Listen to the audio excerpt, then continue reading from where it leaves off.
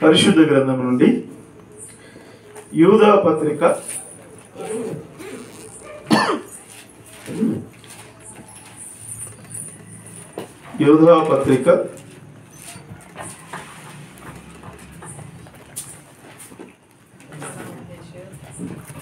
ప్రకటన గ్రంథానికి ముందుంటుంది. యోహాను రాసిన 3వ పత్రికకి తర్వాత ఉంటుంది. యోహాను రాసిన 3వ పత్రిక తర్వాత ఉంటుంది. యూదా రాసిన పత్రిక 1వ అధ్యాయము 2వ వచనాన్ని లేక మొదటి నుంచి చదువుకుందాం. యేసుక్రీస్తు దాసుడను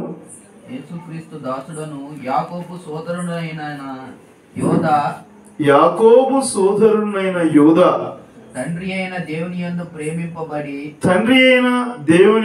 ప్రేమింపబడి యేసుక్రీస్తునందు భద్రము చేయబడి పిలువబడిన వారికి శుభమని చెప్పి వ్రాయినది మీకు కనికరమును సమాధానమును ప్రేమయు విస్తరించునుగాక. చాలు చాలు, ప్రార్థన చేసుకుందాం. మహాపరిశుద్ధుడు అయిన దేవా యేసయ్య, నీ నామమునకు వెలలేని స్తోత్రాలు తండ్రి. ఇంతవరకు ఈ గత వారమంతా మమ్మల్ని కాచి కాపాడినందుకు వెలలేని స్తోత్రాలు తండ్రి. నానా యేసయ్య, షాలేం మినిస్ట్రీ పరిచర్యలలో నానా తండ్రి 6వ తేదీ నుండి ఈ రోజు వరకు జరుగుచూ ఉన్న ఉపవాస కూడికలలో ఈ పరిశుద్ధ ఆత్మను కుమ్మరిస్తూ జరిగిస్తున్న దేవా వెలలేని స్తోత్రాలయ. యేసయ్య, నూతనమైన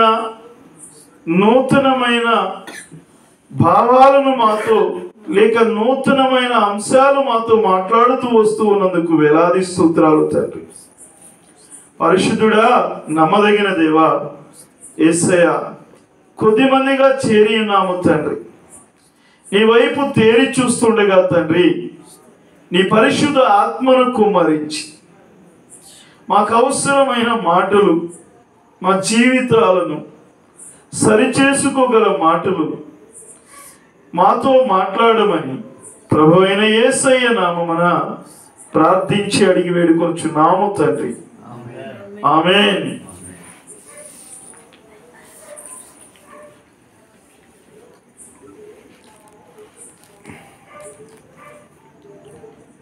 ఈ యోధా గ్రంథము లేక యోధా రాసిన పత్రిక ఎవరు రాశారు? ఎవరికి రాశారు? ఎవరు రాశారు? ఎవరికి రాశారు? ఈ మొదటి వచనాలలోనే మనకి తేటగా ఉన్నది అన్నమాట. తేటగా ఉన్నది ఏంటయ్యా అంటే యోధా రాసిన పత్రిక. అంటే యోధా యేసు ప్రభు శిష్యుల్లో యోధా అని పేరు గల వాళ్ళు ఎంతమంది ఉన్నారు? ఎంతమంది ఉన్నారు? 2 ఉన్నారు. ఒకరు ఇస్కరియోతు యోధా అయితే మరొకరు ఎవరంటే యాకోబు సహోదరుడు యోధా అన్నమాట. ఇప్పుడు ఈ పత్రికను రాసింది ఎవరంటే యోధా అన్నమాట. ఎవరంటున్నాడు? యేసుక్రీస్తు దాసుడను. చూడండి, ఇక్కడ యేసుక్రీస్తు దాసుడను అంటే యజమానుడిగా ఎవరిని భావిస్తున్నాడు? యేసు ప్రభువుని యజమానుడిగా భావిస్తున్నాడు. తనేమో ఎలా భావిస్తున్నాడు? ఆయనకి నేను దాసుడిని అని భావిస్తూ ఉన్నాడు. అంటే యేసుక్రీస్తు దాసుడిని, నేను ఆయనకు సేవ చేసేవాడిని అని చెప్పేసి ఈ పత్రిక ప్రారంభిస్తూ రాస్తూ ఉన్నాడు. దాసుడను యాకోబు సహోదరుడైన యోధా. ఎవరంట ఈయన? సహోదరుడైన యోధా అన్నమాట. ఈ పత్రిక రాస్తుంది యోధా అని క్లారిటీ వచ్చింది మనకి. అది కూడా ఎవరి యొక్క దాసుడు? దేవుని దాసుడు అన్నమాట. యాకోబుకి సహోదరుడు, యేసు ప్రభు శిష్యుల్లో ఉన్న యాకోబుకు ఈయన సోదరుడు. అయితే ఈయన రాస్తున్నాడు అన్నమాట. ఎవరికి రాస్తున్నాడు? అందరికి రాస్తున్నాడా లేక ఎవరికి రాస్తున్నాడు? చూడండి, అక్కడే తండ్రి అయిన దేవుని యందు ప్రేమించబడి యేసుక్రీస్తునందు భద్రము చేయబడి పిలువబడిన వారికి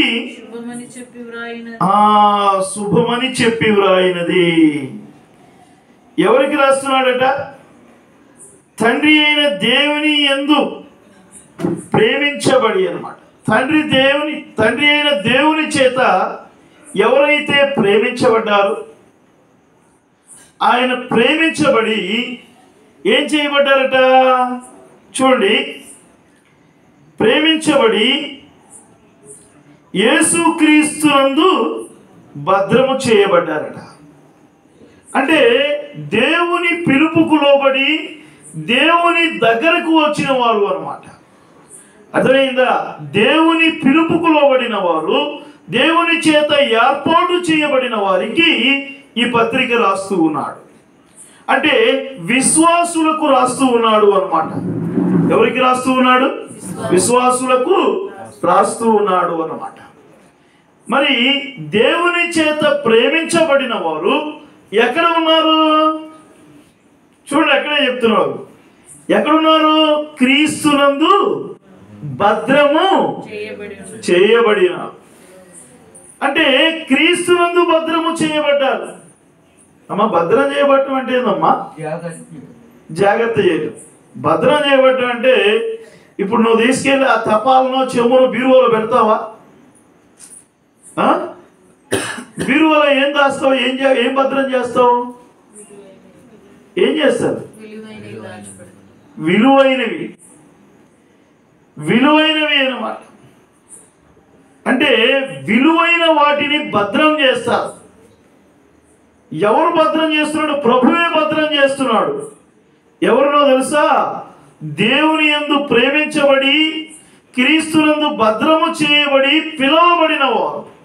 ఎవరైతే పిలువబడ్డారో, ఎవరైతే ఈ లోక జ్ఞానులు కాదు, జ్ఞానం ఉన్న వాళ్ళు కాదు, సంపద ఉన్న వాళ్ళు కాదు, ధనవంతులు కాదు, చదవరులు కాదు, విద్యావంతులు కాదు, ఎవరిని ఎన్నుకున్నాడు అంటే ఈ లోకములో వెర్రి వారిని ఎన్నుకున్నాడు. వెర్రిగా ఉన్నవాళ్ళు, జ్ఞానం లేని వాళ్ళని ఆలోచన చేయండి. ఆయన యందు భద్రము చేయబడ్డ మనల్ని ఎలా మార్చాడో తెలుసా? అమూల్యమైన క్రీస్తు రక్తము చేత మీరు కొనబడి ఉన్నారు అన్నమాట. మీరు మీ సొత్తు కాదు. అందుకే మన సొత్తు కాదు కాబట్టి ఆయనే ఏం చేశాడు? మనల్ని భద్రపరిచాడు అన్నమాట. వారికి రాస్తున్నాడు. ఎవరు రాస్తున్నాడు? ఎవరు రాసేది పత్రిక? యోధా రాస్తున్నాడు. ఎవరికి రాస్తున్నాడు? యేసుక్రీస్తునందు భద్రము చేయబడి పిలువబడిన వారికి రాస్తూ ఉన్నాడు. ఇప్పుడు 2వ వచనానికి వెళ్దాం. చూడండి, మీకు కనికరమును సమాధానమును ప్రేమయు విస్తరించునుగాక అన్నాడు. ఏం విస్తరించాలంటే మన మధ్య? కనికరము, సమాధానము, ప్రేమ అన్నమాట. చాలా కుటుంబాలలో లోకంలో చూస్తే ఒకరి ఎడల ఒకరి కనికరం ఉండదు. తల్లి పిల్లల ఎడల కనికరం చూపట్ల రోడ్నే వేస్తుంది. పిల్లల జీవితాలని రోడ్డుకి చెబుతుంది. ఆయన ఎటు చేస్తుంది, ఎటు చేస్తుందని తల్లే బయట పెడుతుంది. కనికరమే లేదు.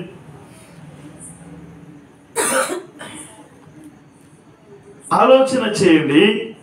కనికరము లేని కుటుంబాలు కనబడుతున్నాయి. బిడ్డకి, తల్లికి కనికరము లేదు, ప్రేమ లేదు. కుటుంబాలలో సమాధానం లేని స్థితి కనపడుతుంది. కుటుంబాలన్నీ గలిబిలిగా కనపడుతున్నాయి. ప్రియులారా, ఆలోచన చేయండి. మరి యోధా పత్రిక రాస్తూ విశ్వాసులకు ఏం విస్తరించాలని చెప్తున్నాడు అంటే కనికరమును, ప్రేమను, సమాధానమును విస్తరించాలి. మనలో ఏముండాలి? కనికరం ఉండాలి. మనలో ఏముండాలి? సమాధానం ఉండాలి. మనలో ఏముండాలి? ప్రేమ ఉండాలి. విస్తరించాలి అన్నమాట. కనికరము కలిగిన వారంగా ఉండాలి. ఆలోచన చేయండి. కనికరం పొందాలంటే ఊరుకున్నదా? దేవుని యొక్క కనికరాన్ని నువ్వు నేను పొందాలి. ఆయన కనికరం పొందాలి అంటే ఎలా పొందాలి? ఆలోచన చేయండి. ఎవరు పొందుతారు దేవుని యొక్క కనికరం? మత్తయి సువార్త 5వ అధ్యాయం 7వ వచనంలో అంటాడు. ఏమంటున్నాడు? మత్తయి సువార్త 5వ అధ్యాయం 7వ వచనం, కనికరము గలవారు ధన్యులు, వారు ఏం చేస్తారంట? కనికరము పొందుదు. కనికరము గలవారు ధన్యులు, వారు కనికరముని పొందుతారు అంట. కనికరం చూపాలి అన్నమాట. కనికరాన్ని చూపాలి. నిజంగా కనికరాన్ని చూపే వారంగా ఉన్నామా? ఆలోచన చేయండి. ఒక మనుష్యుడు ఎరుకో పట్టణానికి వెళుతూ ఉన్నాడు. ఎక్కడికి వెళ్తున్నాడు? ఎరుకో పట్టణానికి వెళుతూ ఉంటే ఆ మనుష్యుడి పైన ఏం చేశారంటే దొంగలబడి ఏం చేశారు? ఆయన్ని కొట్టారు. ఆయన దగ్గర ఉన్న సంపదనంతా తీసుకున్నారు. ఆయన్ని ఎలా వదిలేశారంటే కొన ప్రాణంతో వదిలేశారు. ఆలోచన చేయండి. కొన ప్రాణంతో వదిలేసి పట్టబడ్డాడు. మరి దోచుకోబడ్డాడు. రోడ్డు మీద పడిపోయాడు. ఇప్పుడు ఆ రోడ్డున ఏం జరుగుతున్నాయంటే మొదట యాజకుడు వచ్చాడు. పడి ఉన్నటువంటి మనిషిని చూసి రక్తం అంతా ఉంది చూసి ఏం కదిలించకుండా ఏం చేశాడు అంటే పక్కకి వెళ్ళిపోయాడు. ఎవరు వచ్చాడు చెప్పాలి? యాజకుడు వచ్చి చూసాడా? చూసిన వాడు ఏమన్నా కనికరం చూపించాడా? ఏమి చూపిరా. యాజకుడు ఏం చేశాడు? పక్కగా వెళ్ళిపోయాడు. యాజకుడు అంటే దేవునికి మనుషులకు మరి మధ్యవర్తిగా ఉండి మరి ఉన్నవాడే. ఆయనే కనికరము చూపలేదే. మరి ఆలోచన చేయండి. యాజకుడు కూడా కనికరము చూపని స్థితి కనపడుతూ ఉంది. మరి ఆలోచన చేయండి. ఇక్కడ మరొకడు వచ్చాడు. అతను ఎవరంటే లేవీయుడు అన్నమాట. ఇశ్రాయేలీల గోత్రాలలో లేవీ గోత్రం, యాజకత్వం. అతను కూడా వచ్చి ఏం చేశాడు అంటే చూశాడు, పక్కకి వెళ్ళిపోయాడు.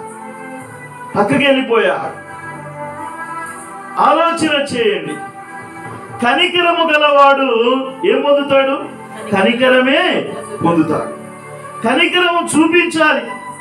చూపించకుండా పక్కకి తప్పించుకొని వెళ్ళిపోతే ఏం పొందుతారు? పొందుకోలేరు అన్నమాట. ఆలోచన చేయండి. మరి మనం కూడా రోడ్డు మీద యాక్సిడెంట్ అయ్యి ప్రమాదంలో రక్తసిక్తమై ఉంటే మనం ఏం చేస్తూ ఉంటాం? చాలా మంది కనికరం లేకుండా వెళ్ళిపోతూ ఉంటాం.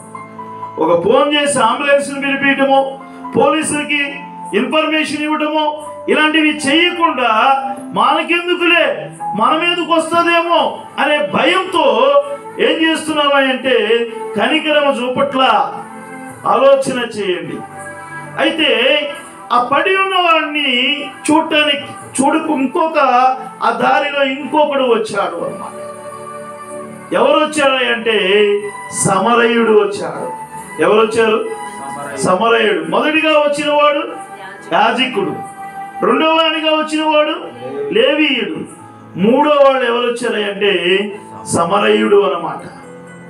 ఈ సమరయుడు వచ్చి ఆ పడిన వాడిని తీసుకొని మరి బాగు చేసి కట్టి పూట కూని వారింటికి చేర్చి అతనికి కావాల్సినంత కూడా పరిచర్యలు చేసి అతన్ని ఏం చేశాడంటే మరి ఒక ఇంటికి చేర్చాడు అన్నమాట. పూట కూని వారి ఇంటికి చేర్చాడు. ఇది ఇప్పుడు చెప్పండి, వాళ్ళ ముగ్గురులో ఎవరు కనికరము చూపించారు చెప్పాలి. ఎవరు చూపించారు? సమరయుడు చూపించాడు. అంటే దేవుని కృపను ఎవరు పొందుకుంటారు? వాళ్ళ ముగ్గురులో దేవునికి యాజకత్వం నిర్వహిస్తున్నవాడా, దేవుని యొక్క ఇజ్రాయేల్ వంశంలో లేవీడిగా పుట్టినవాడా, లేకపోతే సమరయుడు చూసి కరుణ చూపినవాడా? ఎవరు పొందుకున్నారు దేవుని యొక్క కరుణను? ఆలోచన చేయండి. ఎవరైతే కనికరము చూపుతారో వారికి కనికరము పొందుకుంటారు అన్నమాట. ఆలోచన చేయండి. కీర్తనలు 18వ అధ్యాయము 35వ వచనంలో మనం చూస్తాం. కీర్తనలు 18వ అధ్యాయము 25వ వచనం. 18వ అధ్యాయము, దయగలవారి ఎడల నువ్వేం చేస్తావు? దయను చూపిస్తావు. యథార్థుల ఎడల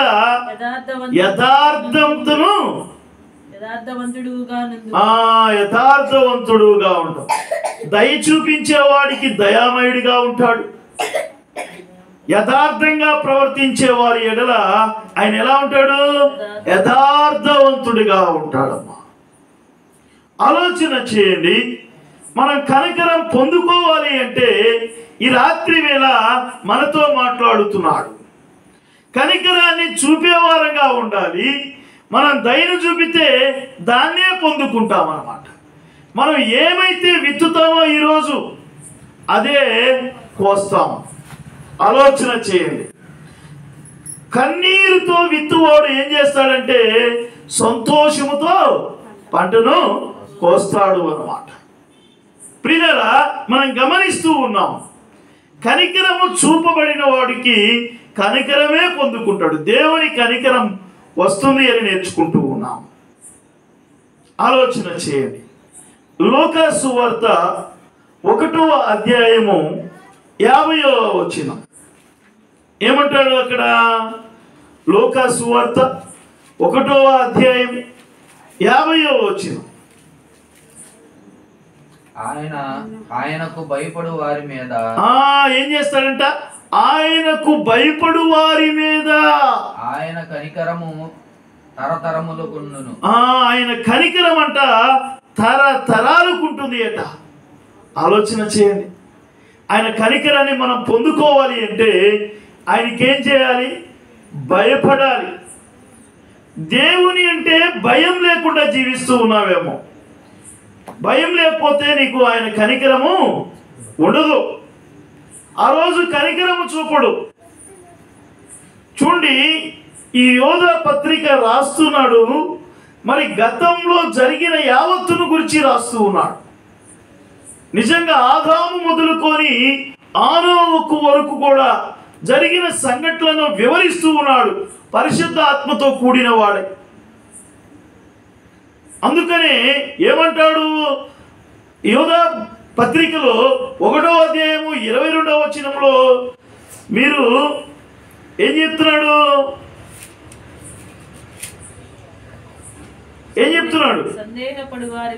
సందేహపడు వారి మీద కనికరమును చూపుడి. దేవుడు వస్తాడా? దేవుడు రాలే. ఆ దేవుడు వస్తాడా అనుమానం అన్నమాట. దేవుడు బాగు చేస్తాడా అనుమానం. దేవుని కనికరం పొందుకోవాలనుకున్న వాళ్ళు అందరం చప్పట్లు కొట్టి దేవుని మహిమ పలుకుదాం, గట్టిగా కొడదాం.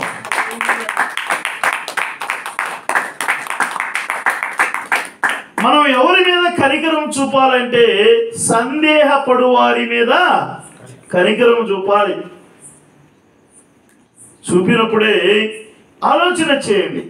కనికరము చూపితే కనికరమే పొందుకుంటాం. ఎవరికి కనికరం పొందుకుంటామా అంటే దేవుని యందు ఎవరైతే భయపడతారో వాళ్ళు కనికరాన్ని పొందుకుంటారు. కనికరము చూపిన వాడు కనికరం పొందుకుంటాడు. దేవుని యందు భయపడేవాడు కూడా కనికరము పొందుకుంటాడు. నిజంగా దేవుని యందు భయము భక్తి కలిగిన కుటుంబం ఎలా ఉంటుందో తెలుసా? చూడండి 128వ కీర్తన. అదంతా కూడా దేవుని యందు భయము భక్తి కలిగిన ఒక కుటుంబాన్ని గురించి వివరిస్తూ రాశాడు. 128వ కీర్తన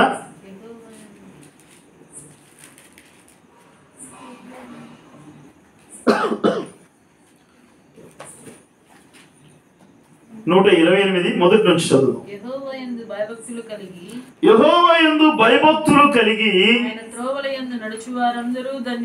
ఆయన త్రోవల నడుచువారందరూ ధన్యులు. నిశ్చయముగా నీవు నీ చేతుల కష్టం. ఏం చేస్తావంట? ఎవరైతే దేవుని యందు భయము భక్తి కలిగి ఉంటారో వాళ్ళు ఖచ్చితంగా ఏం అనుభవిస్తారు చెప్పండి? కష్టాజీతాన్ని అనుభవిస్తారు. ఏది తీసుకొచ్చి సంచిలో వేయగానే చాలా డబ్బులు ఏమైపోతాయో తెలియదు, ఏం అర్థం కాదు, ఏటి ఖర్చులు అయిపోతున్నాయో తెలియదు, ఏమైపోతుందో కూడా తెలియదు. కానీ దేవుని యందు భయము భక్తి ఉంటే ఆ కష్టాన్ని నువ్వు అనుభవిస్తావు, ఆనందంగా అనుభవిస్తావు అన్నమాట. దేవుని యందు భయము భక్తి ఉంటే ఇంకేమంటున్నాడు? నీవు ధన్యుడవు, నీకు మేలు కలుగుతుంది, నీ లోగిట నీ భార్య ఫలించు. గుత్తులుగా ఫలిస్తావంట. అబ్బాబాబా, ద్రాక్షవల్లి ఎలా ఉంటుంది? ఒక గుత్తుతో ఆగిపోయిద్దా? ఏమా అయ్యా, ఒక గుత్తుగా సాగిపోయిద్దా? ఫలిస్తూ ఫలిస్తూ ఆ ద్రాక్ష గెలలుగా ఎలాడుతూ ఉంటాయి ఆ చెట్టును చూస్తుంటే. ఆ విధంగా నీ కుటుంబం ఏమవుతుందంటే వర్ధిల్లుతావు. ఎప్పుడు దేవుని యందు భయభక్తులు కలిగి ఉంటే. ఆలోచన చేయి. దేవుని యందు భయము భక్తి కలిగి జీవిస్తే నువ్వేం చేస్తావంటే ఈ రాత్రి వేళ మనం నేర్చుకోవాల్సింది దేవుని యొక్క కనికరాన్ని పొందుకుంటాం. అంతేకాదు, ఇంకా మనం చదివితే అక్కడ 3వ వచనం, నీ బల్ల చుట్టూ నీ పిల్లలు ఒలీవ మొక్కల వలె ఉందురు అన్నాడు. అంటే ఒలీవ మొక్కలు ఎలా ఉంటాయి?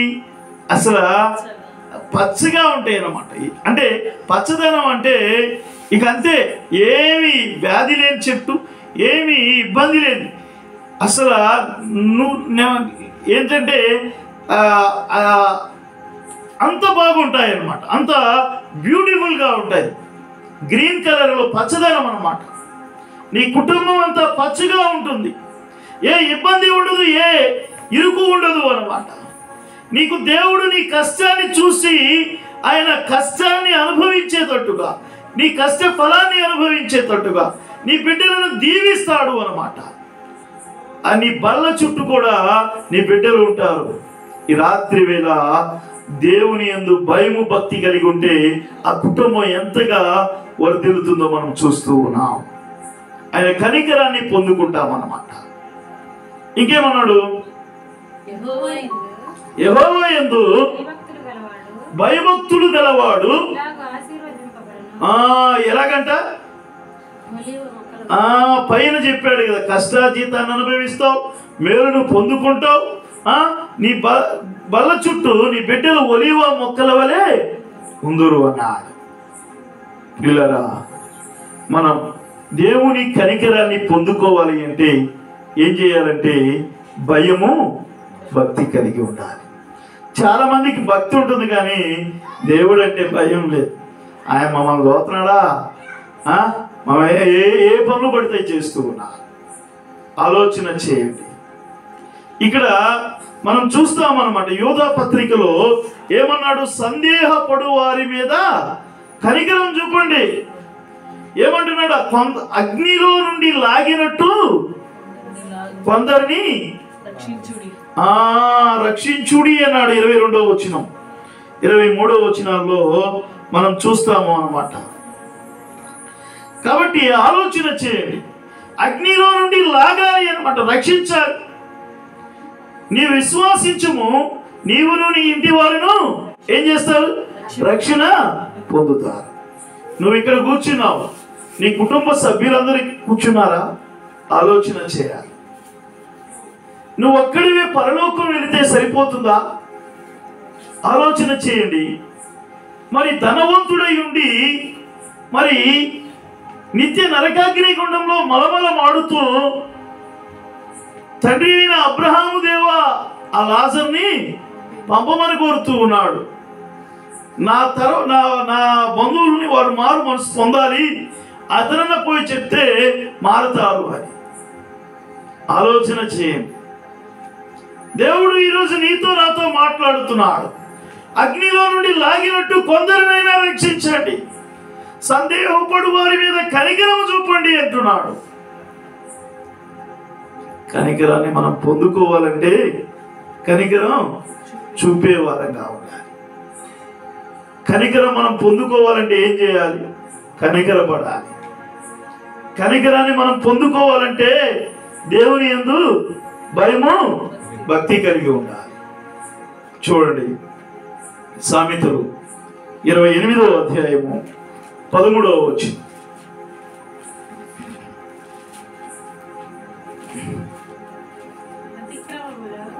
అతిక్రమములు దాచిపెట్టువాడు వర్ధిల్లడు, వాటిని ఒప్పుకొని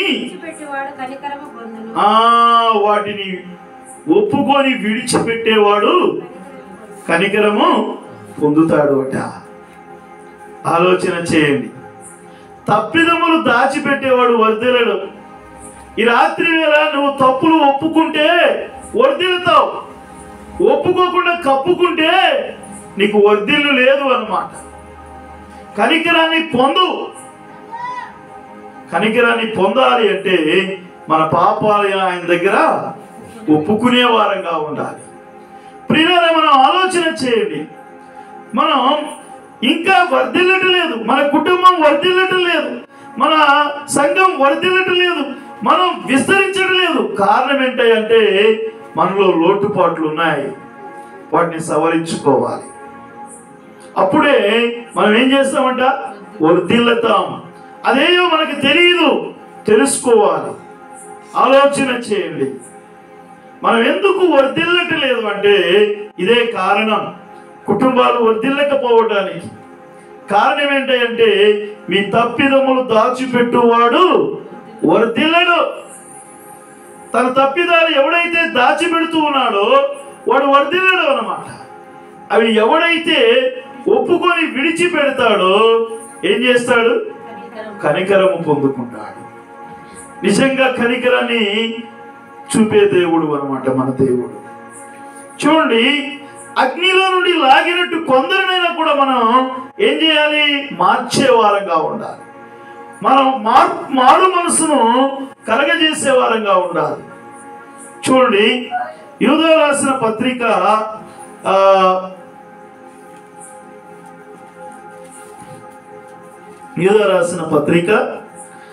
21వ వచనం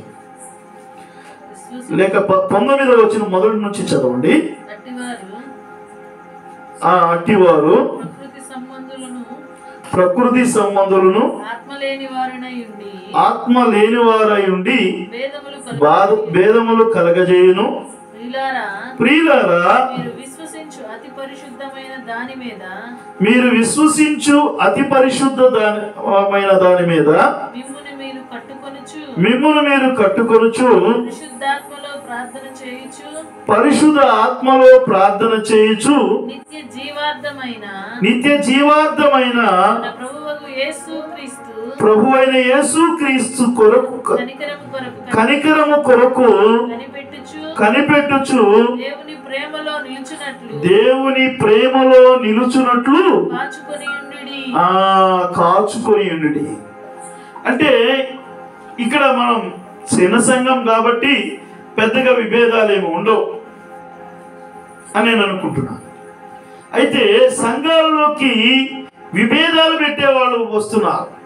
అంటే బిలాము నడిచిన నడత, మరి కయ్యోను నడిచిన నడత, మళ్ళీ ఈ నడతలన్నింటినీ గురించి ఈయన యూదా రాస్తూ వచ్చి ఏం చెప్తున్నాడంటే మనం ఇలా ఉండాలి అనే విషయం చెప్తూ ఉన్నాడు. మనం ఏదైతే విశ్వసించామో అతి పరిశుద్ధమైన దాని మీద పరిశుద్ధ ఆత్మలో మనల్ని మనం కట్టుకొనుచు ఏం చేయాలంట? ప్రేమలో నిలిచి ఉండాలి అంట. యేసుక్రీస్తు యొక్క కనికరము కొరకు ఎదురు చూసే వారంగా ఉండాలి. ఆయన ఎప్పుడు మనల్ని కరుణిస్తాడా అని ఆలోచన చేయండి. ఒక యజమానుడు ఒక అతనికి అప్పిచ్చాడు. అప్పిస్తే అతను ఏం చేశాడు అంటే మరి ఎంత ఎక్కువ మొత్తంలో ఇచ్చాడనమాట. అది తీర్చలేని పరిస్థితి. అయితే అప్పు ఇచ్చినప్పుడు మరి ఆ యజమానుడు అడిగితే నేను అయ్యా తీరుస్తాను అని చెప్తాడు. కానీ అతను తీర్చలేని స్థితి అన్నమాట. ప్రియులారా, ఈ అప్పు ఇచ్చిన వాడి ఎళ్ళ యజమానుడు కనికరం చూపి వదిలేస్తే మరి ఈ అప్పు ఇచ్చిన వాడు ఉన్నాడు కదా, అప్పు తీసుకున్నవాడు, ఆడుకి ఇంకొక అతను ఇంకా తక్కువ మొత్తంలో ఇవ్వాల్సి వచ్చాడు. వాడి మీద కఠినముగా ప్రవర్తించాడు అన్నమాట, కనికరము చూపకుండా. కాబట్టి ఆలోచన చేయండి. మొదటి యోహాను రాసిన పత్రిక 3వ అధ్యాయం 17వ వచనములో ఏమంటారు? సోదరుల ఎడల ఎవరైతే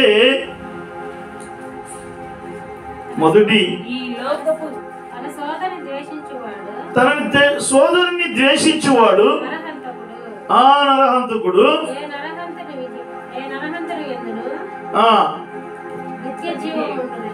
నిత్య జీవం ఉండదు మీరు ఎరుగుదురు అన్నమాట. సోదరుని కనికరించిన వాడు కాడా వాడి దగ్గర ఏముండదు? నిత్య జీవం ఉండదు. చూడండి, ఆలోచన చేయండి. కయ్యోను చేసిన నడత అదే. ఏబేలు మీద పడి ఏబేలుని కనికరం చూపలా, తమ్ముడే అని చూడలా, ఆసాన చంపివేశాడు, దేశ దిమ్మలైపోయాడు. ప్రియులారా, మనం కనికరం పొందుకోవాలి అంటే మనం ఏం చేయాలి అంటే కనికరాన్ని చూపేవారంగా ఉండాలి. కనికరాన్ని పొందుకోవాలి అంటే మనం ఏం చేయాలి అంటే దేవుని యందు భయము భక్తి కలిగి ఉండేవారంగా ఉండాలి. కనికరాన్ని పొందుకోవాలి అంటే ఏం చేయాలంటే మన తప్పిదములను ఒప్పుకునే వారంగా ఉండాలి, కప్పుకునే వారంగా ఉండకూడదు అన్నమాట. మనల్ని కాచుకుంటూ యేసయ్య యొక్క కనికరం కొరకు ఎలా ఉండాలి? ఎదురు చూసే వారముగా ఉండాలి అన్నమాట. ఈ రాత్రి వేళ మనతో దేవుడు మాట్లాడుతున్నాడు. ఆయన కనికరమును పొందుకుంటే కుటుంబం ఎలా ఉంటుందో మనం చూసాం. కనుక ఆ కుటుంబం వలె కష్టాజీతం అనుభవిస్తాం, మేలును పొందుకుంటాం. పిల్లలందరూ బల చుట్టూ ఒలివ వలె మొక్కల వలె ఉంటారు. అసలు ఆ కుటుంబంలో సంతోషం, సమాధానం, ప్రేమ అన్నీ విస్తరిస్తాయి. ఎప్పుడు? కనికరమును పొందుకున్నప్పుడు, దేవుని యందు భయభక్తులు కలిగి ఉన్నప్పుడు. కనుక మనమందరము కూడా దేవుని కనికరం పొందుకుందాం అనుకుంటే దేవుణ్ణి చప్పట్లతో మహిమపరుద్దాం. గట్టిగా ఒకసారి హల్లెలూయా. దేవుడి వాక్యమును దీవించును గాక. ప్రార్థన చేసుకుందాం. మహాపరిశుద్ధుడైన తండ్రి యేసయ్యా, నీ నామమునకు వెరలేని స్తోత్రాలు తండ్రి. చేరిన ప్రతి బిడ్డను దీవించండి, ఆశీర్వదించండి. కృపామయ, దయామయ యేసయ్యా, నీ కృపలో నన్ను చేరిన ప్రతి బిడ్డను బట్టి ప్రార్థిస్తున్నాను తండ్రి. వారి అవసరతలు అక్కరలు తీర్చండి. వారి కుటుంబంలో నెమ్మదిని దయచేయండి. వారి ఎడల కనికరమును చూపండి దేవా. నీ కనికరము కోసం ఎదురు చూస్తూ ఉండగా తండ్రి, నిరీక్షిస్తూ ఉండగా తండ్రి, దయామయుడా యేసయ్యా, నీ కృప చూపండి తండ్రి. నీ యందు భద్రపరచండి దేవా, పదిలపరచండి తండ్రి. నానా నువ్వు భద్రపరిస్తే ఎవరు మమ్మల్ని తాకలేరు తండ్రి. యేసయ్యా వెరలేని స్తోత్రాలయ్యా తండ్రి. పరిశుద్ధుడు అయిన దేవుడవు దేవా, నీ కృప చూపండి తండ్రి. కనికరం చూపిన వారికి కనికరం పొందుతాడని చెప్పావు తండ్రి. దేవుని యందు భయభక్తులు కలిగి ఉంటే నాన్న కనికరం పొందుకుంటారని మాతో మాట్లాడారు తండ్రి. తప్పిదములు ఒప్పుకొని నానా విడిచిపెడితే కనికరం పొందుకుంటారని మాతో మాట్లాడినందుకు వెరలేని స్తోత్రాలయ్యా. నీ యొక్క కనికరం కోసం ఎదురు చూస్తూ ఉన్నాము తండ్రి. మా కుటుంబాలను సమాధానము నెమ్మదిని దయచేయండి తండ్రి. పరిశుద్ధుడా యేసయ్యా, ఈ రాత్రి వేళ చేరిన ప్రతి బిడ్డని దీవించి ఆశీర్వదించమని చెప్పబడిన వాక్యం హృదయాలలో పదిలపరిచినానా వాక్యానుసారముగా జీవించే భాగ్యాన్ని మాకు దయచేయమని, నీవే మాకు తోడై ఉండమని యేసయ్య నామములో ప్రార్థించి అడిగి వేడుకొంచున్నాము తండ్రి. ఆమేన్.